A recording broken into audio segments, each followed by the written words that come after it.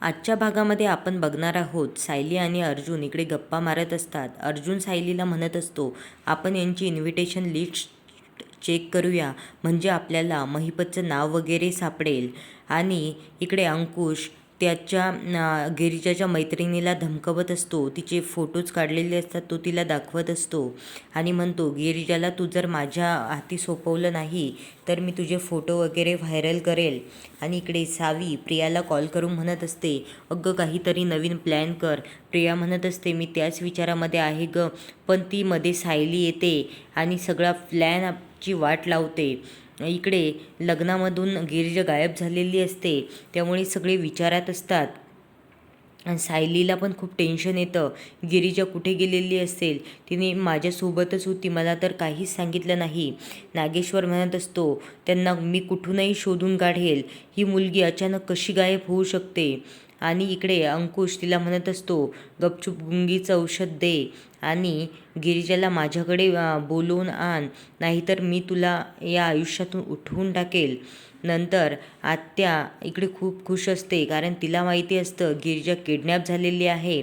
पण इकडे रुद्रची आई खूप टेन्शनमध्ये असते आणि सगळेजण इकडे विचार करत असतात. तेवढ्यात अर्जुन तिथे येतो आणि रुद्रला म्हणतो, रुद्र, गिरिजाला कुणीतरी किडनॅप केलेलं आहे. नंतर रुद्र खूप रागाने बाहेर जातो आणि ते जंगलामध्ये पोहोचतात. इकडे गिरिजाने तिच्या एक एक करून बांगड्या सगळीकडे टाकलेल्या असतात. त्या बांगड्या सायलीला सापडतात आणि ते तिच्यापर्यंत पोहोचतात. रुद्र इकडे खूप रागाने त्या अंकुशचा हात पकडतो आणि म्हणतो, तुझी हिंमत कशी झाली माझ्या होणाऱ्या बायकोला हात लावायची आणि तिला किडनॅप करायची. नंतर गिरिजाचे येऊन दोन्ही हात सोडतो. गिरिजाला इकडे खूप छान वाटत असते.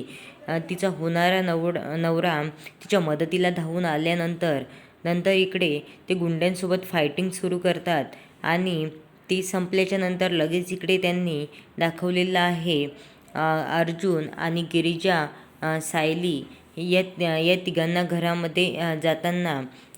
तर कल्पना इकडे म्हणत असते की अजून कशी इकडे खूप खुश होते या सगळ्यांना बघून, पण आत्याचा चेहरा पूर्णपणे पडलेला असतो. तिला वाटत असतं, हे सगळेजण कसे आले असतील, कसे सुटले त्यांच्या तावडीतून. आणि इकडे अर्जुन, सायली, गिरिजा हे दरवाजामध्ये आलेले असतात. नंतर नागेश्वरला पण विचार पडतो की असं कसं झालं असेल, आणि इकडे आत्याला विचार पडतो की हे सगळे कसे सुटले असतील, मला तर काहीच माहिती मिळाली नाही. आणि गिरिजा घरी पण आली. नंतर इकडे सगळेजण खूप खुश होतात या सगळ्यांना बघून आणि नागेश्वर म्हणत असतो की आता मुहूर्त संपायच्या अगोदर आपण लग्नाची तयारी करूया.